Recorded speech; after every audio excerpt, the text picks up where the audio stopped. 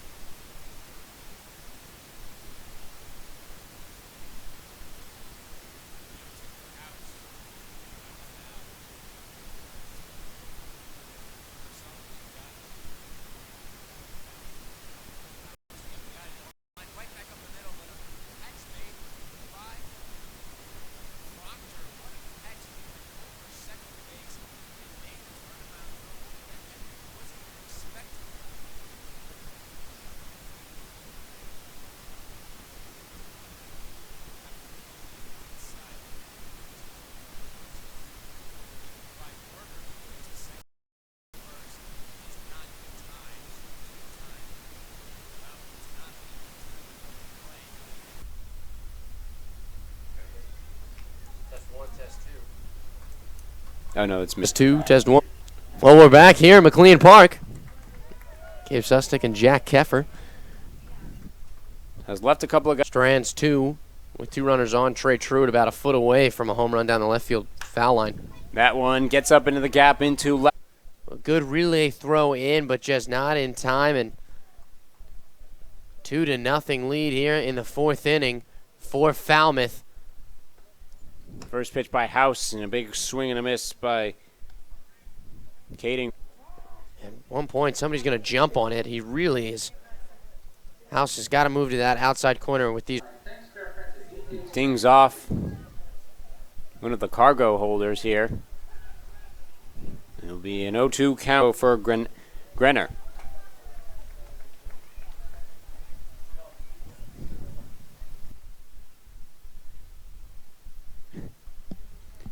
Back here in McKeon Park, pitching change for the Hyannis Harbor Rock. And Justin Lewis out of the University of Kentucky will be on the mound, as we'll get to see Lewis's second go here for the Harbor Rocks.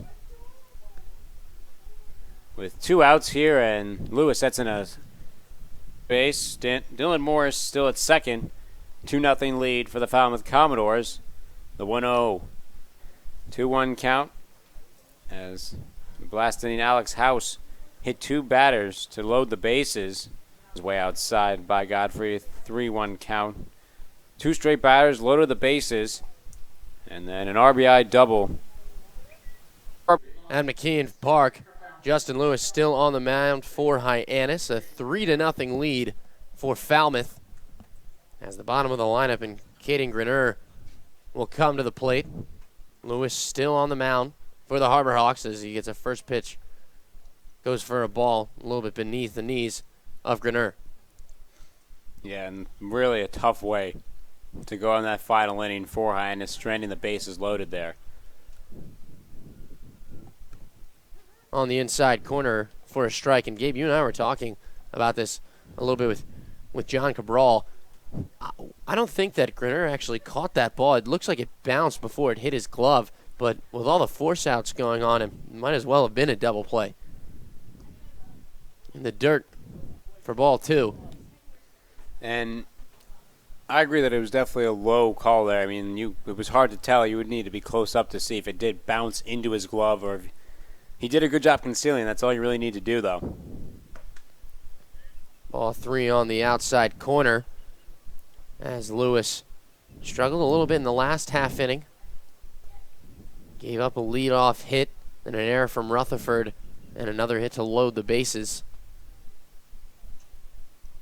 Now trying to get the first out here in the top of the 6th. The 3-1. Up high, and it'll be a 5-pitch walk as Greneur will trot down to first.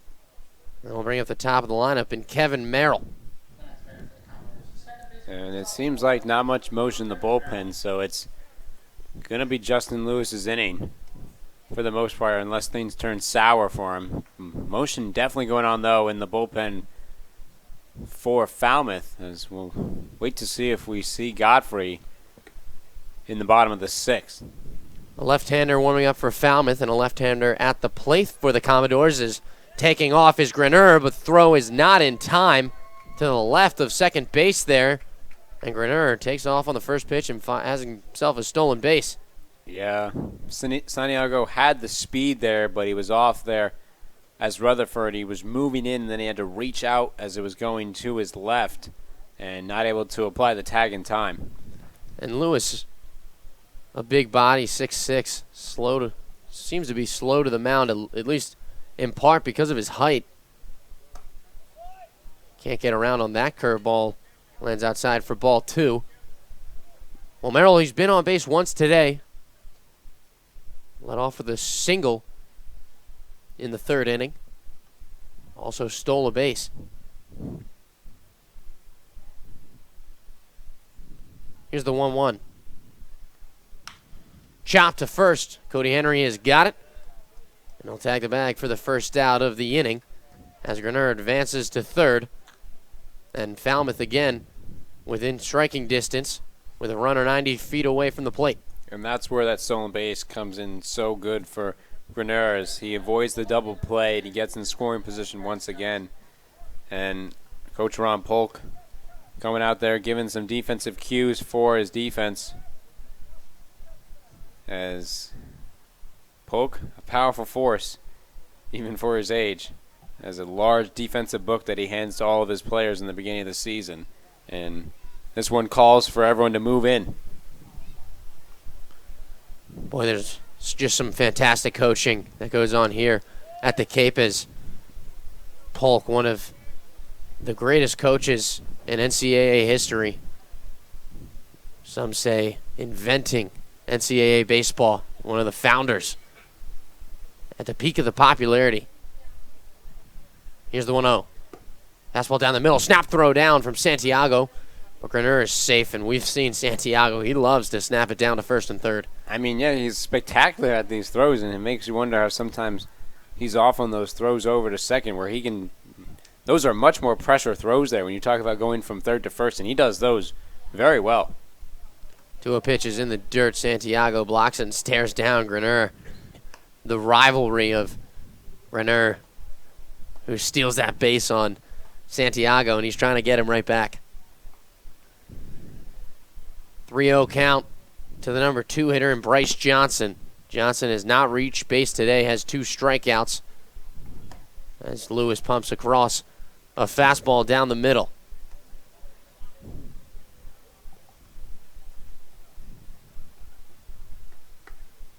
You talk about a guy with some speed. Bryce Johnson, definitely one of those. Payoff pitch is a grounder picked up by Rogers, but he only is going to have a play at first.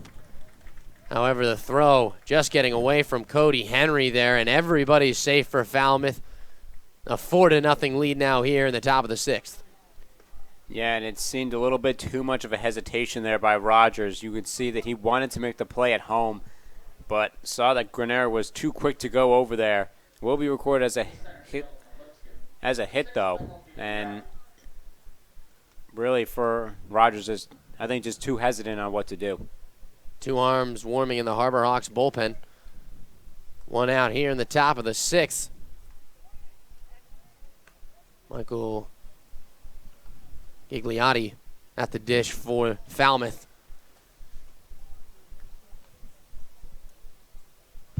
Gigliotti reaching base 3 times today. A walk, an infield single, and a single into the outfield as that one gets away from Santiago, and Johnson will advance to second. Yeah, that one got away there from Santiago. And now everything kind of going wrong here for Hyannis, as they've been good enough to hold this lead to a small number, but losing control of it a little. Chop to Henry at first. He tags first for the out, but he's not going to play at third.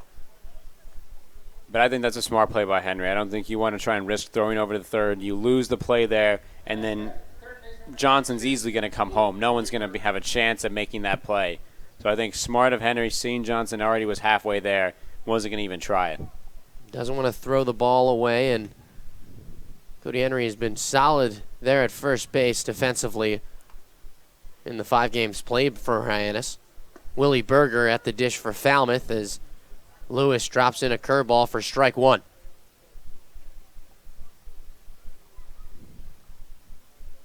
Four to nothing. Falmouth leading here in the top of the 6th inning as that one curveball in the dirt as Santiago wants to appeal it to the field umpire. Berger did not go around. Berger's been quiet tonight. Reached on an error from Rutherford last inning. But other than that, the best hitter in this Falmouth lineup through the first 3 games of the season has so far been silenced. Struck out 2 times. Struck out 1 time. And grounded out back in the 3rd. And the thing about Falmouth is when you look at their stats compared in the Cape League, they're pretty middle of the pack when it comes to offense. Pitching is where they're definitely better at, which you can see tonight. Holding Hyannis to no runs through 5 innings of play. And I mean, today it's really just been opportunistic for Falmouth. They get the bases loaded with 2 hit-by pitches there in that 4th inning to really break the game open, and they've slowly just chopped away and increased this lead. 2 outs here in the top of the 6th. Runner on third. The payoff pitch for Justin Lewis. It swung on and missed by Willie Berger, and that will be the 3rd out of the inning. So Lewis surrenders 1 here in the top of the 6th, but also leaves 1 stranded for Falmouth.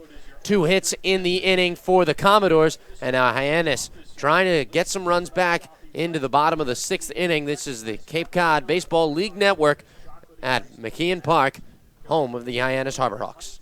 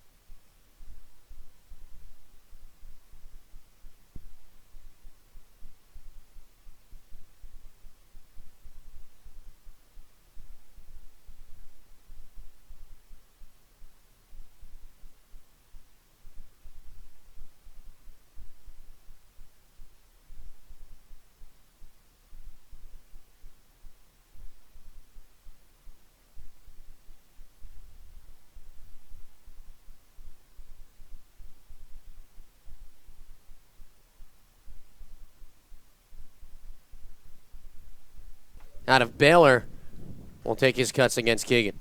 And Hyannis, now you got to put that last inning behind you. You have to find a way now. You got a guy on base, and you got to try and find a way to get back. Swung on and chopped right to second. Merrill flips it over for the 1st out on to first for the double play. And just like that, the leadoff hit. For them momentum-wise, and you wonder if they used up all their great hitting in the early on games, as they had 24 hits early and have just combined for 10 in these last 2 games so far. And you certainly hope not, as it is a long season ahead. Rogers steps in for Hyannis. Keegan Barr with a fresh arm in Al Pesto, as that one was, don't know where that one missed.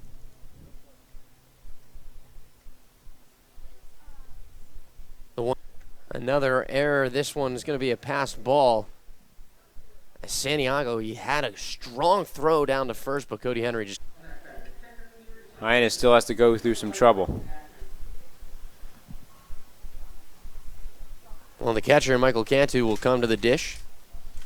1 for 3 on the day. Jimmy debacle, where Alex House. It's 2 batters in a row,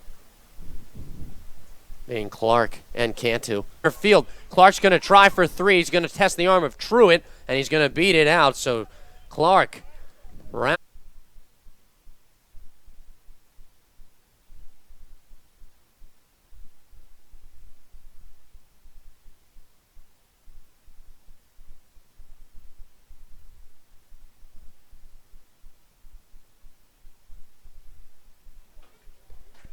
New pitcher for Michigan State teammate Andrew Gonzalez just made an appearance in the box. Tyler Jones making an appearance on the season so far, and he has a win under his belt. Pitched 2/3 of an inning, only gave up a hit, and he got the win against Chatham in the first game of this first pitch, a ball on the offering to Cody Henry. Good read from Ford Proctor as Cam threw his arms up, didn't know where it was. Yeah, he was looking around greatly towards the grass. And, yeah, Proctor just good eyes there. Gets in scoring position now for Rutherford to try and get a single. We marked in the books as a wild pitch. Oh, a man in scoring position for Zach Rutherford with 2 outs here in the 7th. Fouls that one back. Out of play and over the screen.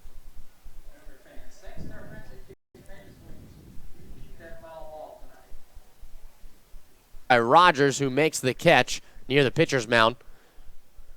Yeah, and you have to be happy if you're Gassman there. Everyone, you heard the communication clearly. Pesto initially called. Seen a bunt single in Michael Gigliotti. A 2-out round here for the Harbor Auction. We'll see how Barlow, the freshman, does. pitch is on the outside corner for ball 1. Barlow pitched against Harwich and didn't have the outing that he was looking for. Walked and only in relief for Mac. That one gets away from Barlow. Young pitcher, still of the second out of the inning. Yeah, nice play by Proctor. Caught the hop, and 2 outs away. Stuck his glove out there, hoping he would bounce into it, and went right by him. And had done pretty well up to this point, but then those past 2 allowing base hits. He rounds this one right to the first baseman in Clark, who goes over and tags first for the only out on the play. Este has really struggled against left-handing pitching. Will step into the box. Truitt in scoring position for us. They're going to need a lot more runners on the base paths this game, as it is a 5 part of the plate. And the thing is that tonight, for Hyannis specifically, is not as many strikeouts as you've seen in the past couple of games for them. Only 2 strikeouts. Made contact, but a lot into the defense. In the game. As Barlow misses with that foul. Larnick's 3rd time on base tonight. And he's got some good speed under him. With 1 out here in the top of the 9th. Well, here's Zach Clark. Santiago's been very active behind the plate tonight. Grab second base. Cantu out, or even get the double play here and give Hyannis some kind of only down by 5. In the dirt, and the count will move to full. Barlow trying to induce a ground ball. We've seen a lot of his pitches hit the dirt, just missing his spot down there as he's trying to induce that double play ball. You've seen a lot of his pitches. Barlow down the middle as Yeah, and that'll help with the confidence there as Cantu will have to take off his catcher equipment. For Barlow, this is, if it's any experience for everyone else on the Cape, it's a greater learning experience being a freshman, not having played while at Mississippi Best in the United States. It's really, you may not exactly be fully prepared for. Cantu inning back in the 7th. That one fouled over the screen behind home plate. Got a pop-up and a strikeout, now trying to retire Cantu. Good pitch, that one. Yeah, and Barlow needs to find a way here against Cantu, who has found a way to get on base almost every time. The 2-1 is fouled. It's like Michael Cantu is really trying to rock one over the left field bleachers. Caused issues for the high-end pitchers. And at this point, would do really well for Barlow to try and get this Cantu out, have to deal with another batter and let this inning longer. 2 outs, 3-2 counter to Henry over at first for the third and final inning. So Barlow has a good inning and a third of work for the Harbor Hawk appearance on the Cape League. But Hyannis still looking for their first win of season, and they've got one more chance to do it in the Buffing. Stick with us for that bottom of the 9th inning here on the Cape Cod League Network.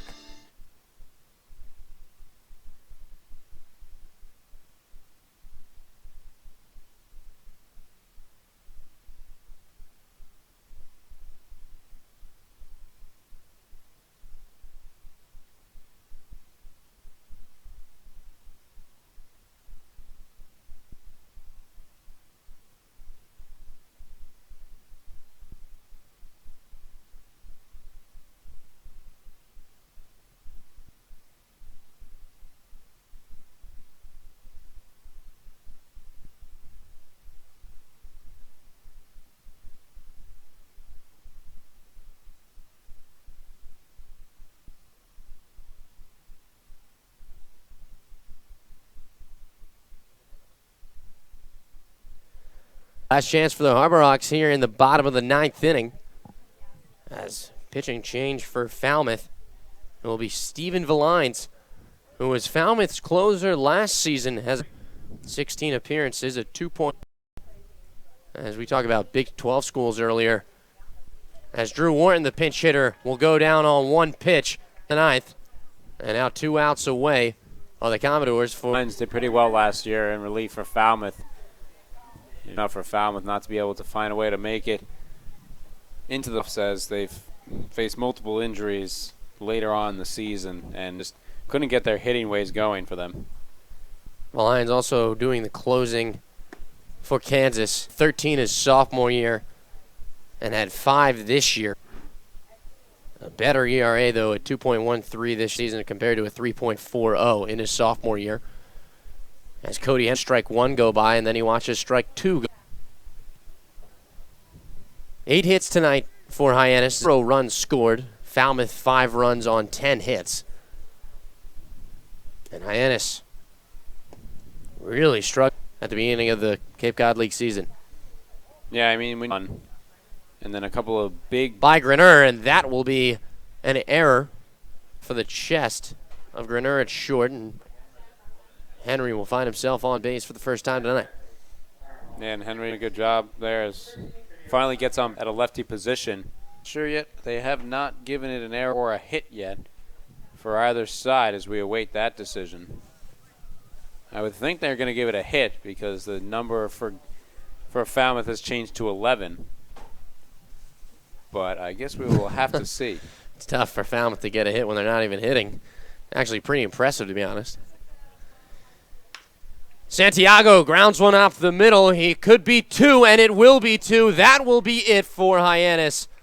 5th straight loss, a 5-0 loss here at McKeon Park. And Gabe, it has been a struggle through these first 5 games. And really, Hyannis, the offense has not been working in the last two. Yeah, and it's especially not been in the last two at this point. When you talk about yesterday only getting 4 hits, the first time that they've gotten that least amount, but tonight they get 8 hits. They had the bases loaded. They had their opportunities, and it's been the same story of not being able to figure it out.